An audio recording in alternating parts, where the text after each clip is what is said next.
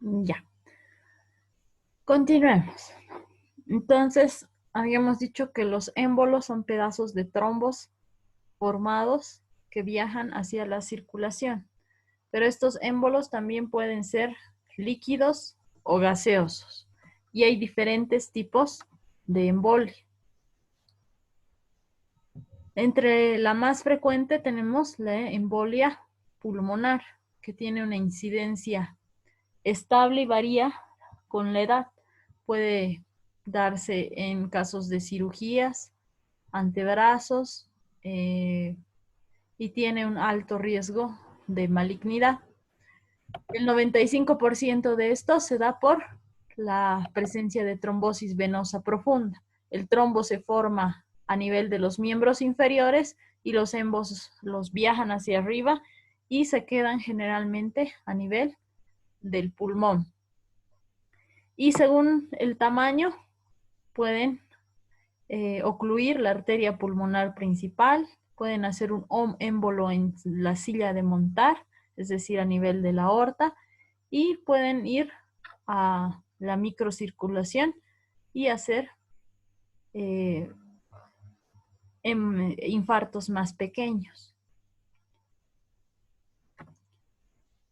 Después tenemos la embolia grasa y la embolia de médula ósea.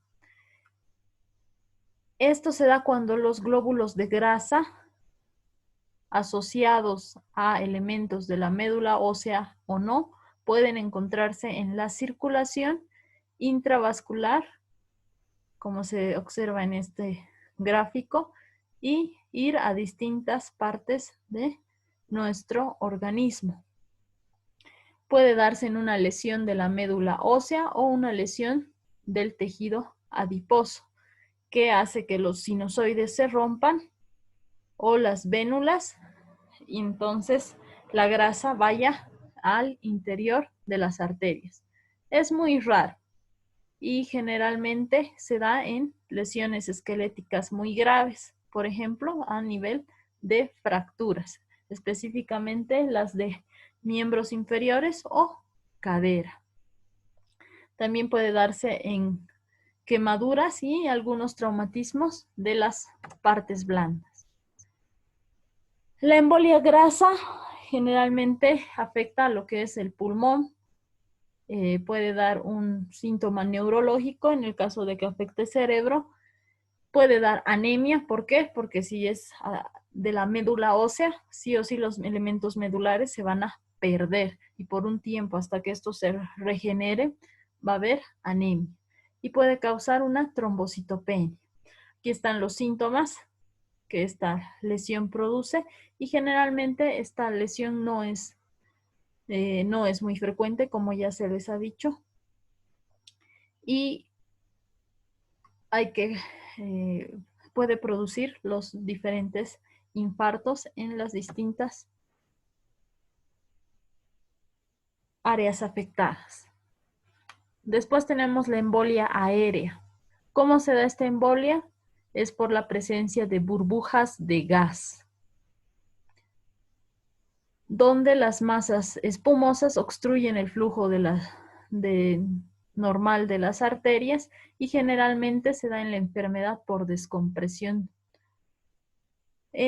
o enfermedad de los buzos.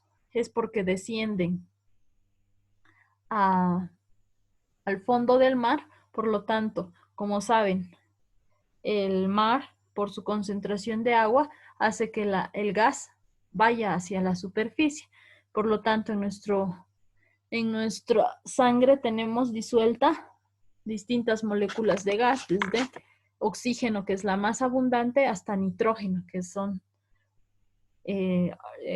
pequeños gases. Por lo tanto, este oxígeno hace que se concentre la presión del agua y vaya hacia arriba, por lo que se produce una despresurización de nuestra sangre, y las burbujas de gas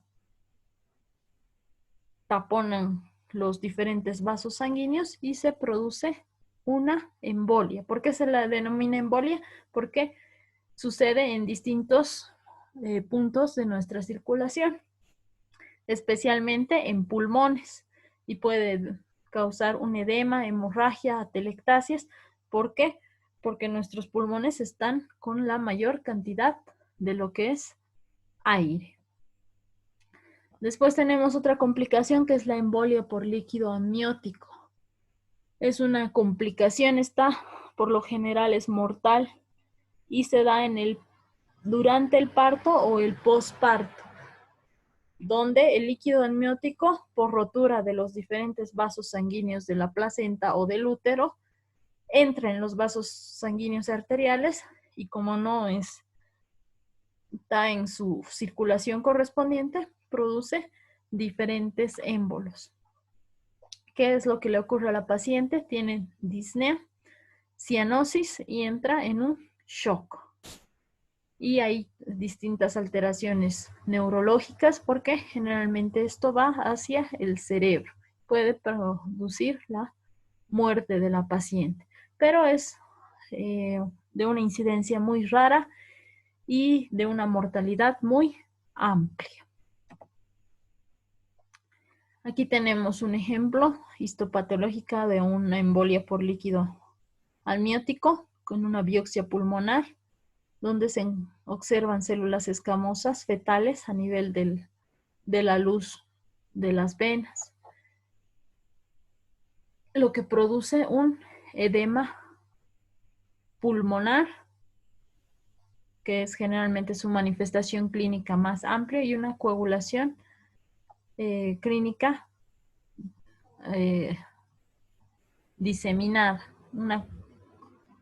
Y aquí fíjense muy bien la imagen histológica, donde vemos la arteria, vemos que está taponada por células escamosas.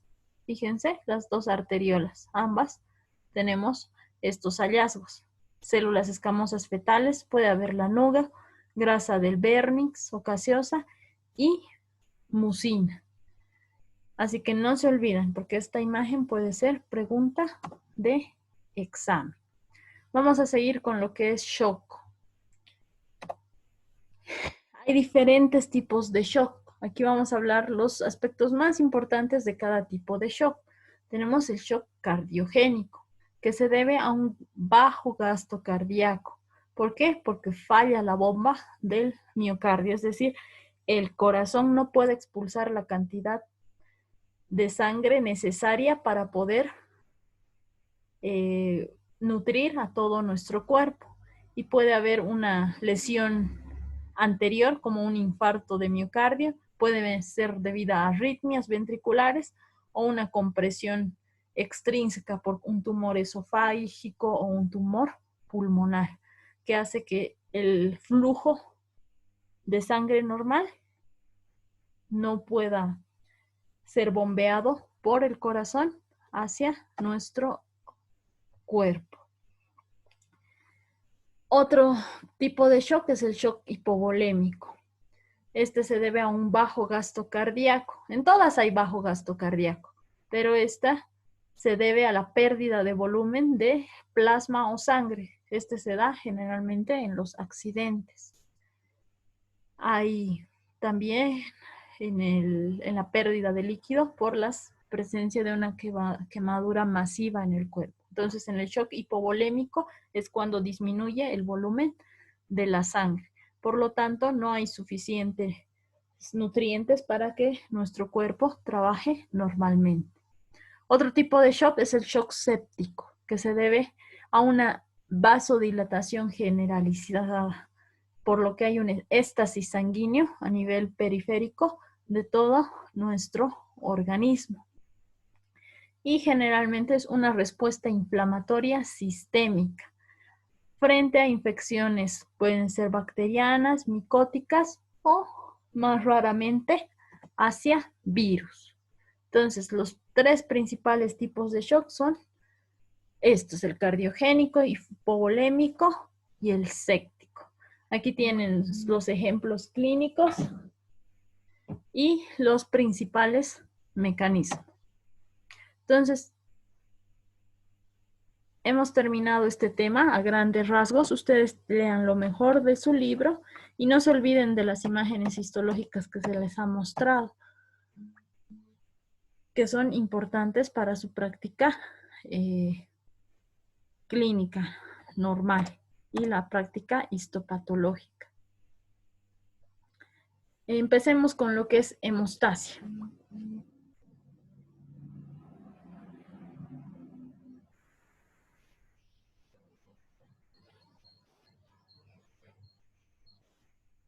¿Quién va a iniciar? Yo, pero hemostasia normal. Uh-huh. Ya, la hemostasia normal eh, es un proceso minuciosamente orquestado en donde participan las plaquetas. Esto mayormente se da cuando hay una hemorragia y hay una formación de un coágulo. Y los procesos por los cuales se da la hemostasia normal es, primero hay una vasoconstricción arteriolar. Esto reduce el flujo sanguíneo que del área afectada. Está mediada por mecanismos neurógenos, que puede ser la secreción de factores de endotelina, que es un potente vasoconstrictor derivado del endotelio. Todo el efecto que pasa es transitorio y si la hemorragia persiste, si no existe una activación de las plaquetas y factor de coagulación, la hemorragia va a continuar. Después hay una hemostasia primaria, que también es el proceso de la hemostasia normal. Hay una ruptura del endotelio y hay factores de Wily-Brandt.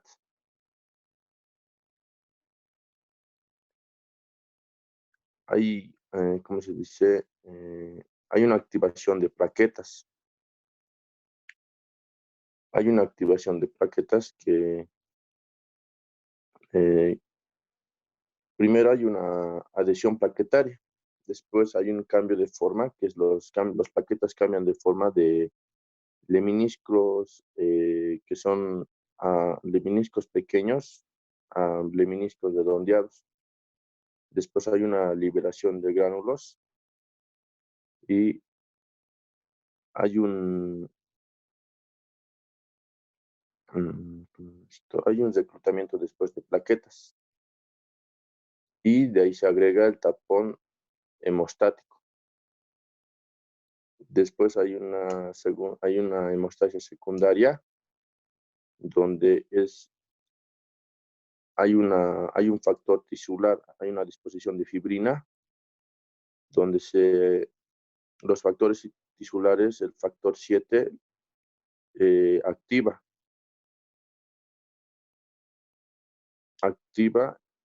a la tropombina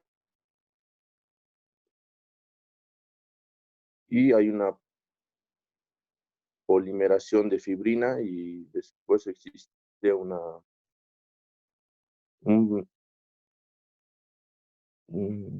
después existe como un factor tisular que, que consolida el tapón plaquetario ya.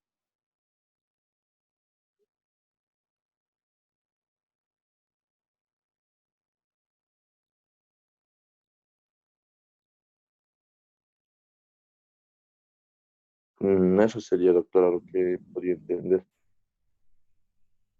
Ya, entonces los fenómenos de la hemostasia son sucesivos, es decir, Sí, continuos. Primero, ¿qué pasa? Hay una vasoconstricción arteriolar sí, que se produce por acción de que, de una hemorragia.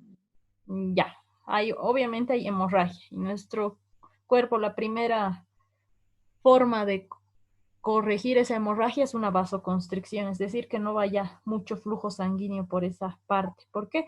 Porque se secreta lo que es endotelina, que es una sustancia vasoconstrictora que hace que los vasos no sangren. Y la hemostasia primaria se da por la adhesión plaquetaria. Sí, Y se activación forma plaquetaria. un tapón hemostático, ¿no es cierto? Y después viene la hemostasia secundaria. ¿Quiénes actúan en la hemostasia secundaria? Factor 7. El factor 7. ¿Ya? ¿Está bien? ¿Quiénes más? En ahí aparece la tropombina Ya, muy bien. y sí, eso. Ya, y se forma la trombina. Y se transforma el fibrinógeno circulante en fibrina, que ya es insoluble. Y la fibrina se polimeriza y se une a los conglomerados de plaquetas y ya forma un tapón sólido o permanente. Y después, posteriormente, se ponen en marcha los mecanismos de contrarregulación, en el cual actúa el activador del plasminógeno tisular. ¿Para qué? Para que solamente el tapón hemostático se dé en el sitio de la lesión y no se haga diseminado en todo el cuerpo. Está bien, Mauricio. ¿Quién sigue? ¿Quién va a hablar de los mecanismos del endotelio y plaquetas?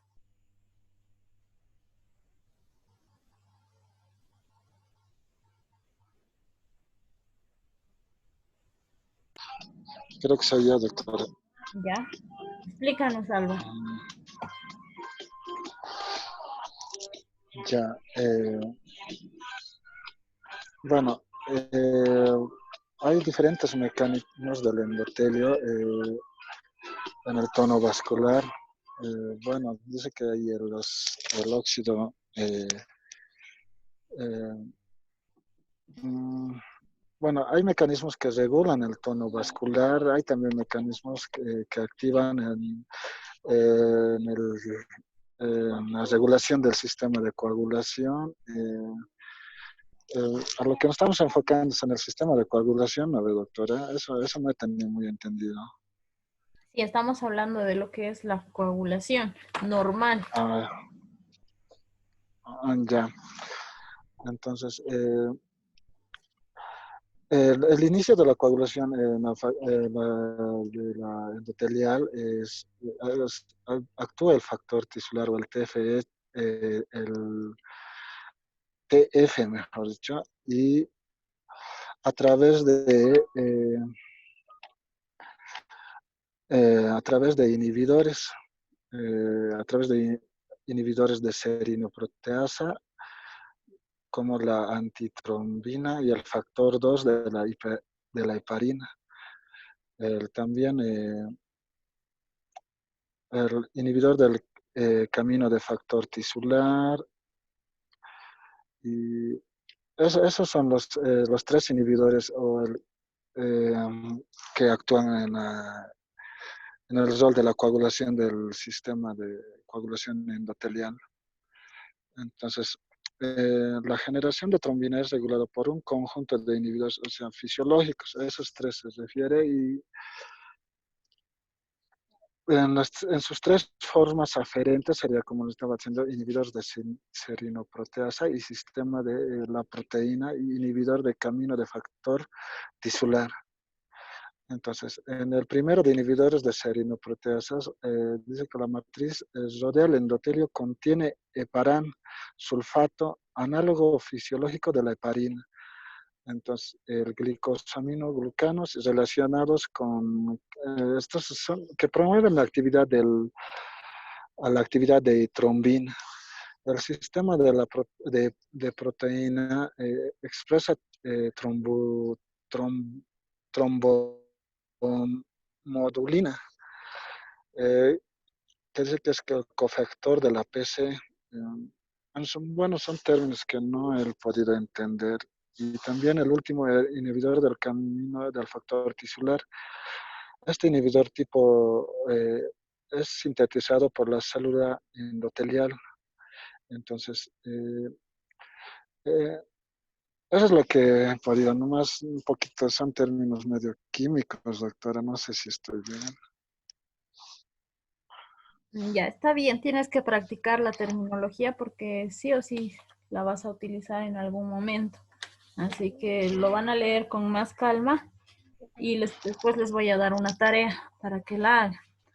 Pero está bien, entonces tú has hablado acerca del endotelio y las plaquetas. Sí. Ajá, entonces el endotelio, ¿qué función tiene? A la de eh, la función del endotelio es tener un eh, es, eh,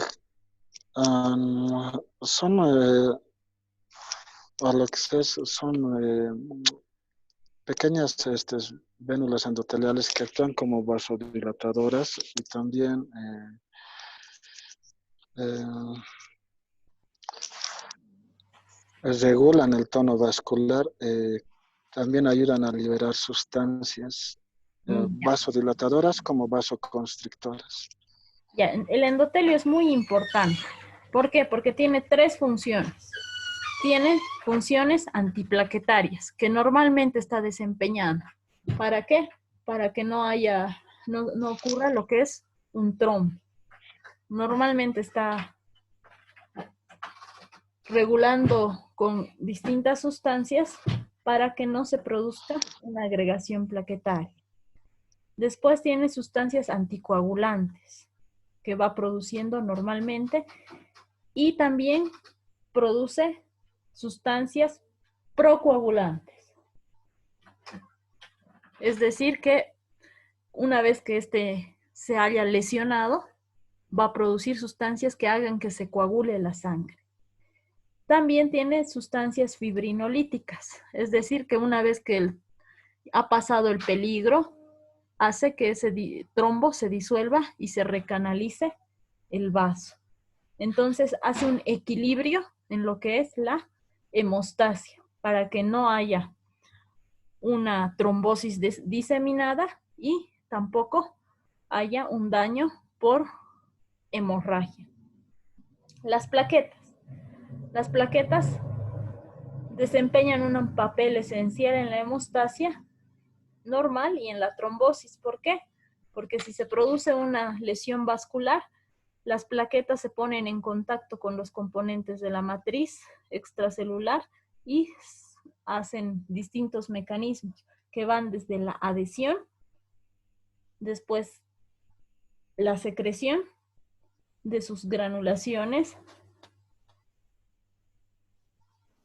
con la formación de fosfato de adenosín, que es un potente mediador de la agregación plaquetaria, es decir, una plaqueta llama a otras plaquetas. ¿Para qué? Para que se produzca lo que es la agregación plaquetaria.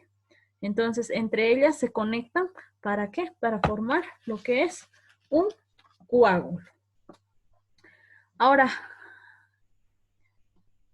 la cascada de coagulación. ¿Quiénes continuaban? Continuábamos Daniel y yo, doctora, pero creo que Daniel no está. Ya. ¿Qué tienes para explicarnos de la cascada de coagulación? La cascada de coagulación consiste en una serie de reacciones enzimáticas que conducen a la formación de un coágulo de fibrina insoluble. En cada reacción van a participar lo que es una enzima, que va a ser el factor de coagulación activado, un sustrato y un cofactor. La cascada de coagulación se va a dividir en vía intrínseca y extrínseca.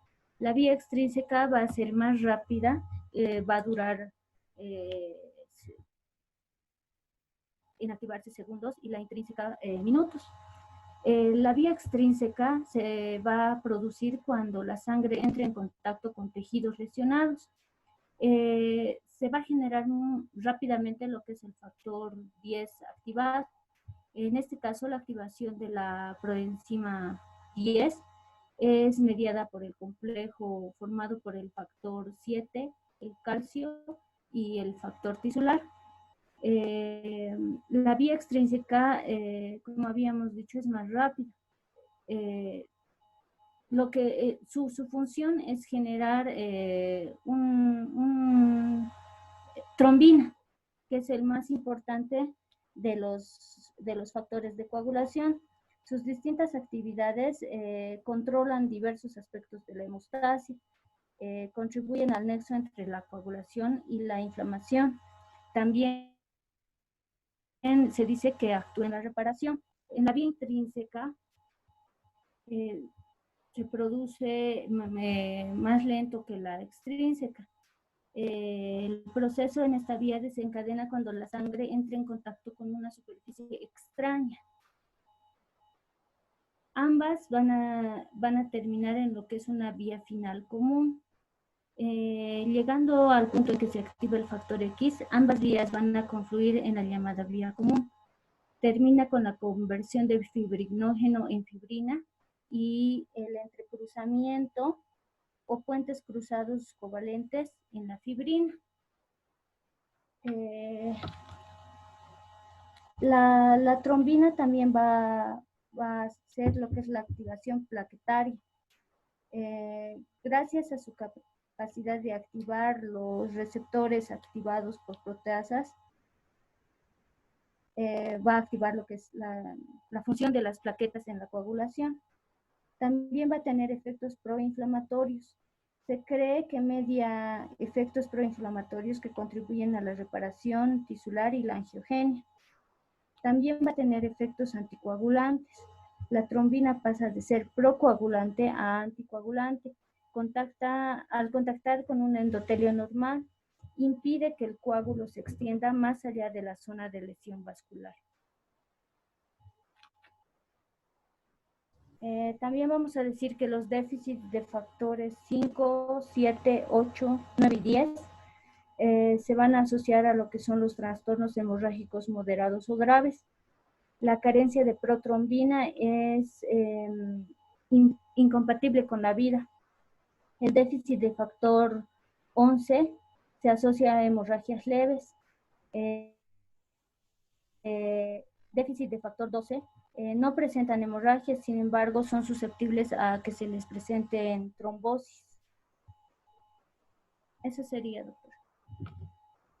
Ya. Entonces, la cascada de coagulación tiene que ver con lo que es la activación de los factores procoagulantes. Y existen dos vías, una vía intrínseca y una vía extrínseca, que se activan por diferentes medios, pero su fin es formar lo que es fibrinógeno y fibrina. Está bien, Stephanie. Mecanismos de regulación. Doctora, justo esa parte me tocaba a mí, pero no lo encuentro en ninguna parte. Justo esa parte de mi libro está blanca la página. Dos planas que no tienen nada, entonces no he podido conseguir no he podido conseguir información, incluso de internet no me aparece. Ya, entonces vamos a hablar de los mecanismos de regulación de la coagulación, que son los factores mismos de la coagulación, que solamente se van a activar únicamente cuando los fosfolípidos de la membrana celular están expuestos. Además, los factores de la coagulación van diluyéndose en el plasma y son depurados en lo que es el hígado y los depuran también los macrófagos tisulares. Tenemos las antitrombinas, que son factores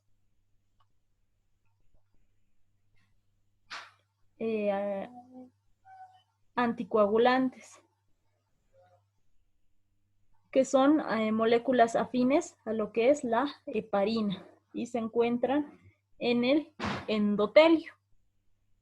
Y esta antitrombina va a inhibir a diferentes tipos de factores de coagulación. Entre los factores se encuentran el 11, el 10 y el 12. Después tenemos la trombomodulina, que también es secretada por el endotelio, que activa las proteínas C y la proteína S. Y a su vez también inactivan al factor 5 y al factor 7. Después también tenemos que la misma trombina favorece a la liberación del factor tisular del plasminógeno por el endotelio. ¿Para qué? Para de esa manera controlar el coágulo, es decir, que solamente se mantenga en el lugar de la lesión. Entonces, en sí, el endotelio es el que regula la coagulación. ¿Dónde se encuentra el endotelio? Paulina, ¿qué es el endotelio?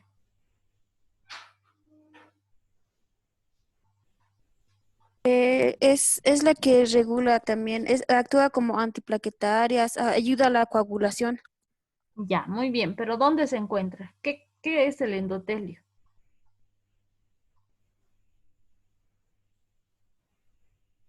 El endotelio,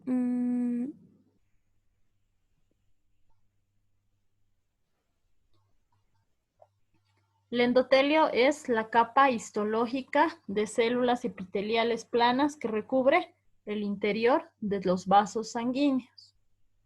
Si este endotelio se daña, entonces se produce lo que es la coagulación. Ya. Ahora lo que ustedes van a hacer como tarea es lo siguiente. Quiero que en un cuadrito hecho de cartulina, de lo que ustedes deseen, hagan un esquema de todo lo que es el proceso de hemostasia. Porque para entender bien lo que es la trombosis, ustedes tienen que entender lo que es la hemostasia. Y quiero que especifiquen desde las funciones del endotelio, la plaqueta y las vías intrínseca y extrínseca de la coagulación. Quiero que entiendan bien lo que es la coagulación. Y ese esquema que ustedes van a hacer, después en una fotografía, en un documento PDF, lo suban a lo que es la plataforma. Ahí la voy a poner la tarea. Y por favor, ustedes háganla. Tienen una semana para hacerla. Puede ser el esquema de manera digital o puede ser que ustedes lo dibujen y de ahí le saquen una foto. Pero tiene que ser evidente de que es de su propia autoría. Esa es la tarea que tienen para la siguiente semana. Hasta las 12:45 yo les voy a pasar lo que es las notas del primer periodo evaluativo, que comprende su asistencia, su participación y lo que es el examen parcial que han tenido y las clases que no han sido muy prácticas porque no tenemos acceso a lo que es el laboratorio ni a lo que es los microscopios, pero sin embargo se ha evaluado también. Si tienen algún reclamo, me lo hacen saber hasta la noche porque yo ya voy a enviar esas notas para que las registren allá en el sistema. ¿Están de acuerdo? Sí, doctora, está bien. Sí, sí. Ya. Informen a sus compañeros que ya no se conectaron para esta hora de la tarea y de todo lo que tienen que hacer. Bueno. Está bien, doctor. ¿Tienen alguna pregunta, alguna preocupación, algo? No. No, doctor. ¿No? Ya. No, nada. Entonces, repasen los temas, estudien más, también distráiganse. La cuarentena es difícil de llevar, pero hay que sobrellevar. Tengan un buen día. Gracias. Gracias, doctora. Hasta luego. Hasta luego, doctora.